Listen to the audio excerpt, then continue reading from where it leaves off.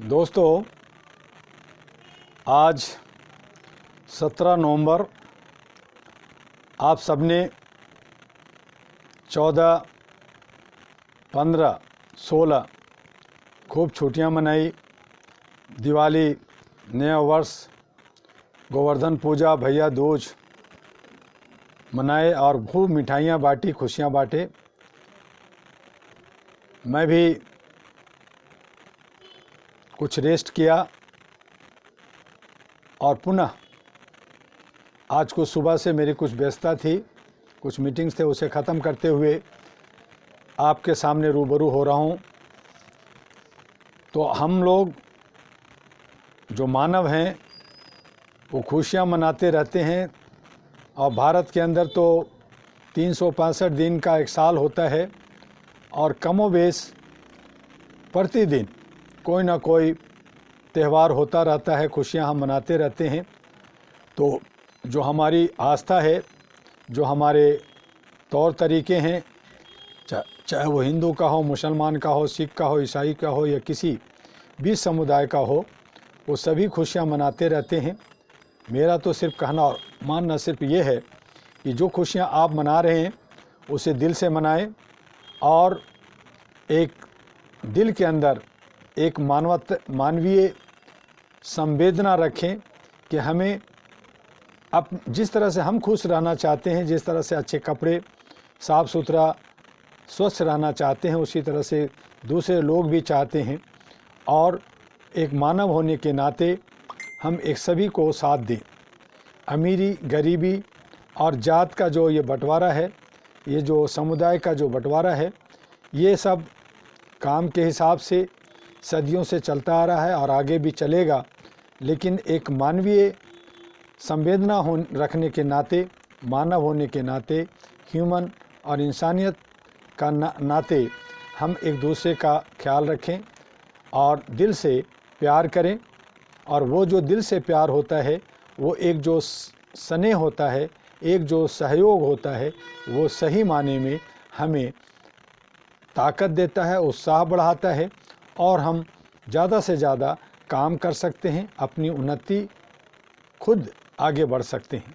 अगर हमारी सोच ही गलत होगी और चाहे हम कितना भी पैसा कमा लें, कितना भी हम जो है और खुशियाँ इधर उधर से बटेर लें, लेकिन वो खुशियाँ सही माने में नहीं होगी जब तक हम अपनी आत्मा को शुद्ध नहीं करेंगे।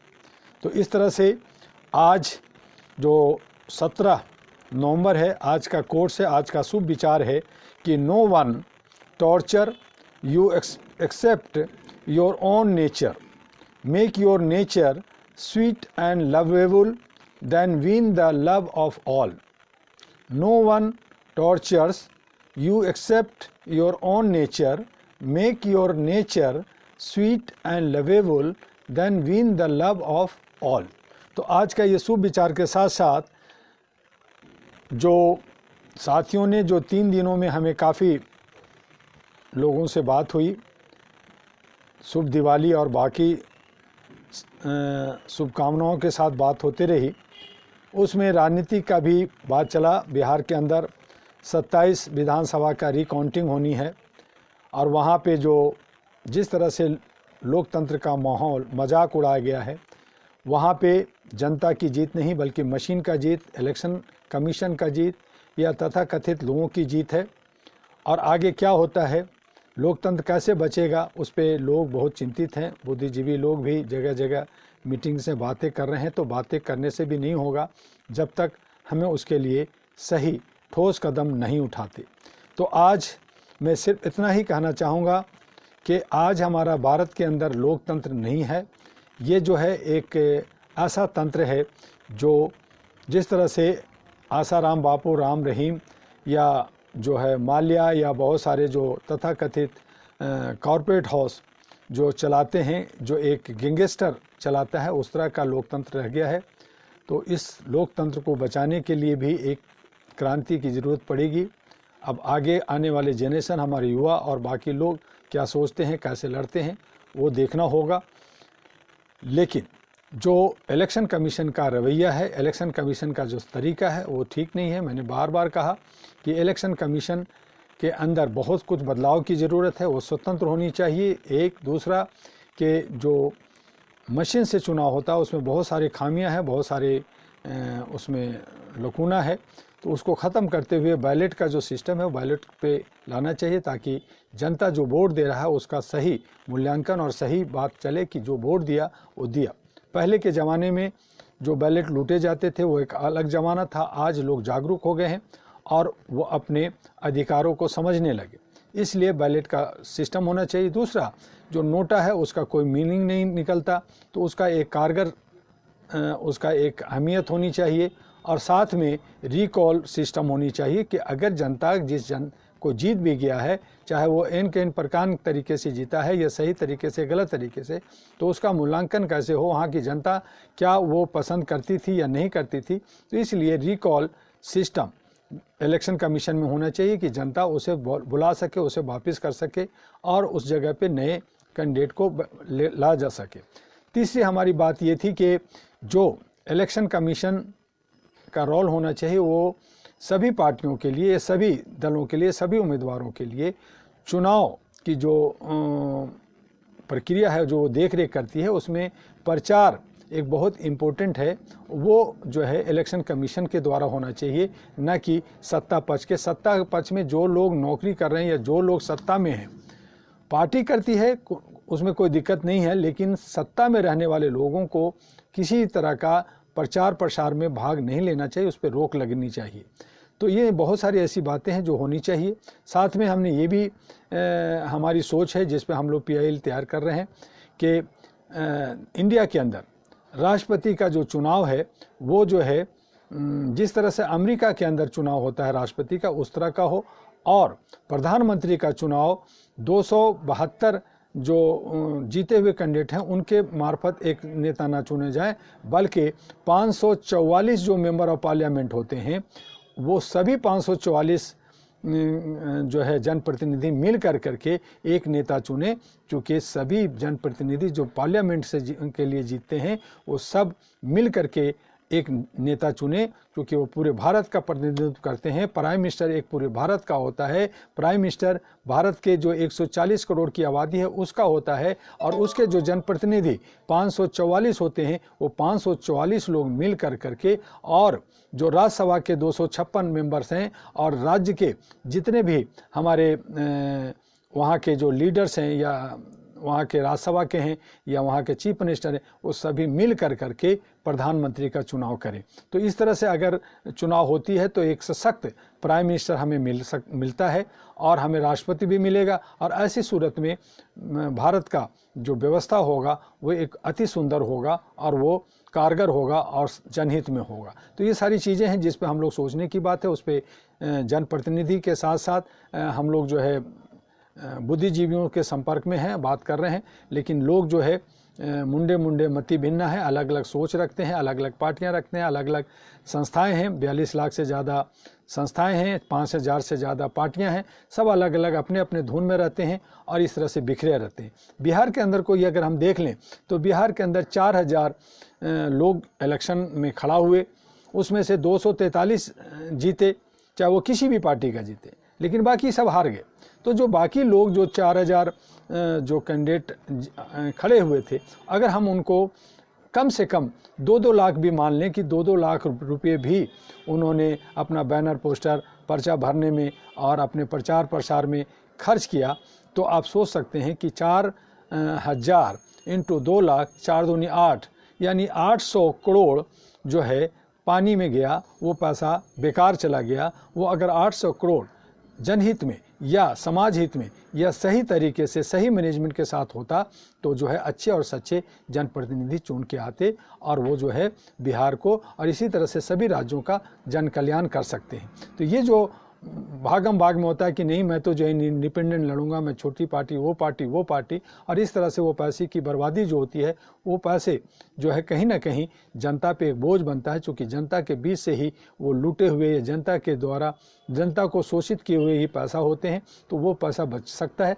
और ये सब पे एक गहन चिंतन और मनन और इस पर एक रास्ता निकालने की ज़रूरत है। और ये सब बुद्धिजीवी लोग, जो समझदार लोग हैं, जो पार्टियां चला रहे हैं, वो एकजुटता दिखा करके काम करें। तो जो कॉरपोरेट हाउस जो करोड़ों रुपये अरबों रुपया खर्च करती है, 30-30 40-40 से हेलीकॉप्टर दौड़ता है और एक सीमा इलेक्शन कमीशन बना है, उसकी धज्जियाँ उड़ती है और वो जो है कहती है कि जो जीत गया वो उसका सिकंदर, उसका कोई हिसाब नहीं होता, बाकी जो हार गया उनको परेशान किया जाता है या जो नए होते हैं। तो इन तमाम चीज़ों पे नज़र रखनी चाहिए, क्योंकि हमारा देश एक लोकतांत्रिक देश है। यहाँ पे व्यवस्था बदलने और समझने की ज़रूरत है।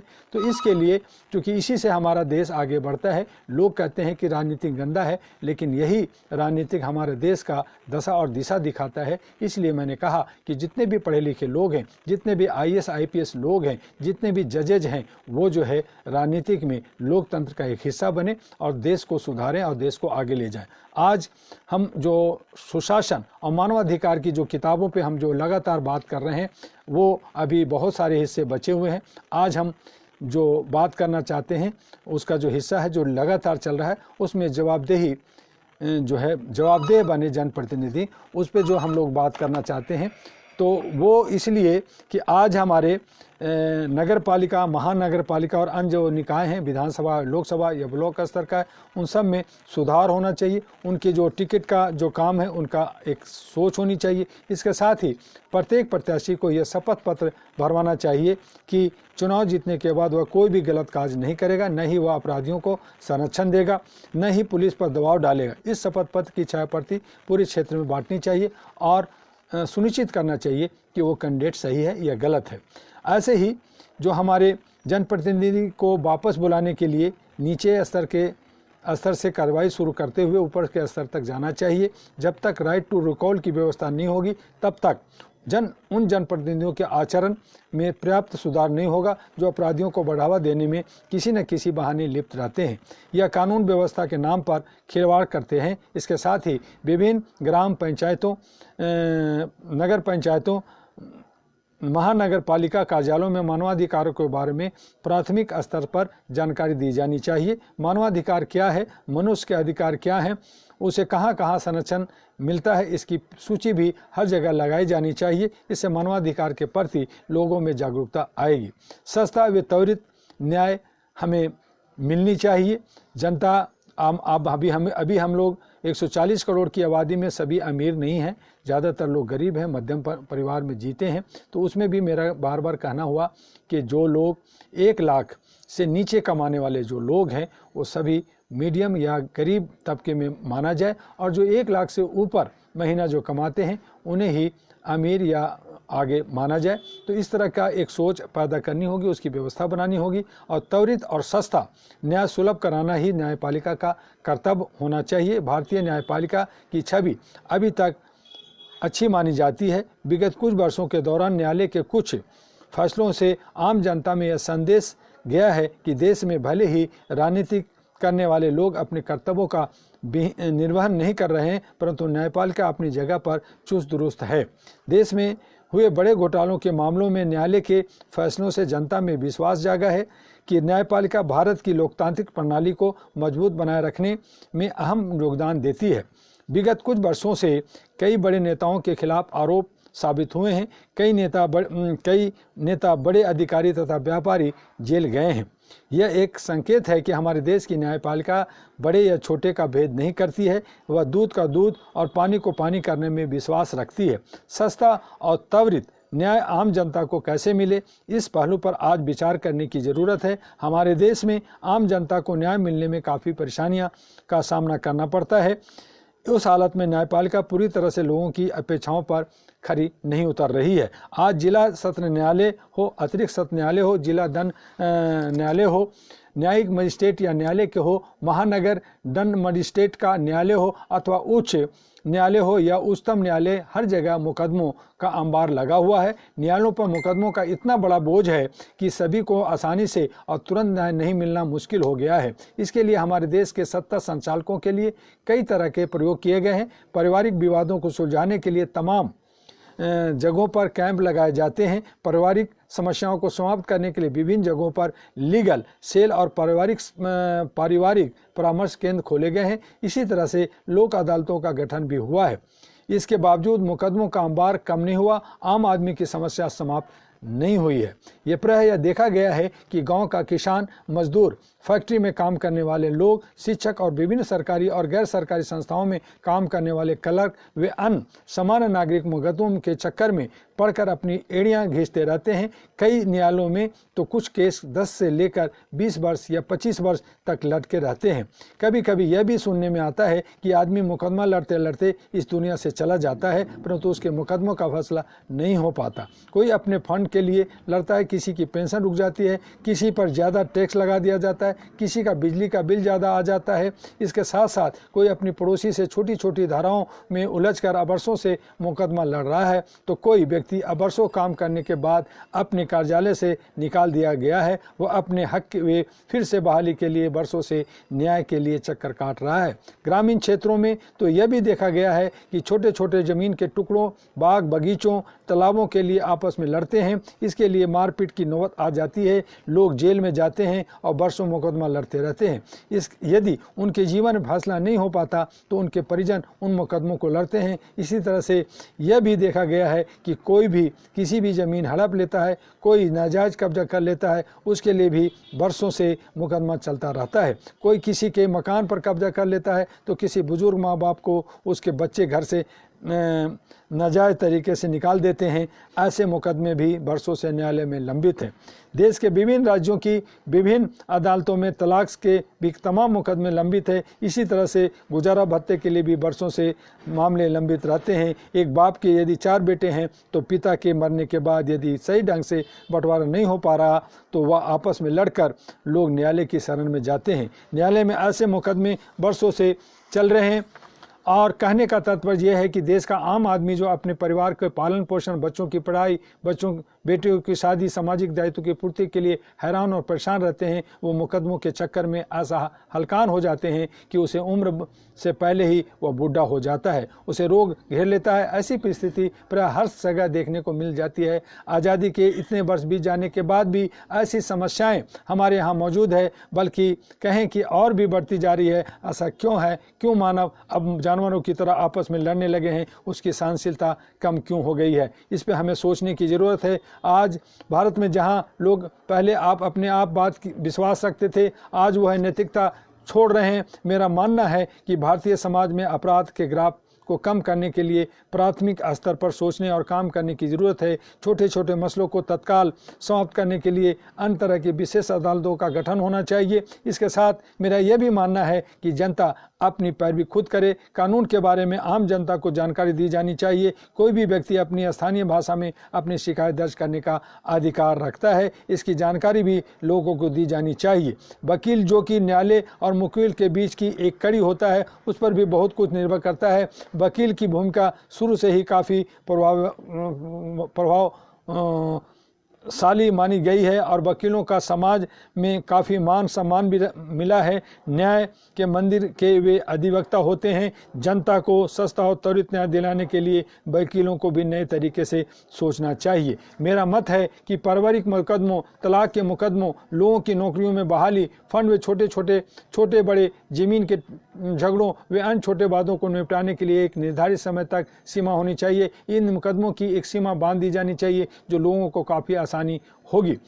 यदि कोई समान व्यक्ति अपनी पेंशन या फंड के लिए कोई मुकदमा दायर करता है तो दूसरे पक्ष को नोटिस जारी जाती है। दूसरा पक्ष आने में आनाकानी करता है। इसका तात्पर्य यह हुआ कि वह मुकदमे को आगे बढ़ाने की कोशिश कर रहा है। वो मुकदमा करने वाले व्यक्ति का मनोबल तोड़ देना चाहता है। कानून को इस तरह बनाया जाना चाहिए कि एक सुनवाई के बाद यदि दूसरी सुनवाई में कोई पक्ष नहीं आता है तो तत्काल उस व्यक्ति को नोटिस जारी किया जाना चाहिए। और नोटिस लेने में आनाकानी करता है तो अतिथि तिथि पर उस व्यक्ति को फैसला दे देना चाहिए और जिसके पक्ष में फैसला हो उसे लाभ होना चाहिए। इसके साथ अन्याय करने वाले के विरुद्ध भी कड़ी सजा का प्रावधान होना चाहिए ताकि लोग ऐसी हरकतें करने से बाज आएं। ऐसा करने से लोगों को सस्ती और जल्दी न्याय मिलेगी। जो लोग स्वयं अपनी पैरवी कर लेते हैं तो सोने पर सुहागा होगा। यदि लोग अपनी पैरवी नहीं कर पाते हैं और उन्हें वकीलों का सहारा लेना ही पड़ता है तो भी उन्हें काफ़ी सहूलियत मिलनी चाहिए। ऐसी इसी तरह से अन्य बड़े न्यायालयों में भी गरीबों, पिछड़ों, दबे कुचलों को सस्ता न्याय भी दिलाने के लिए मुकदमों के लिए एक समय सीमा निर्धारित की जानी चाहिए। इससे आम आदमी को, जनता को काफ़ी फ़ायदा होगा और ऐसा करने पर भारतीय न्याय व्यवस्था की छवि और भी चमकेगी।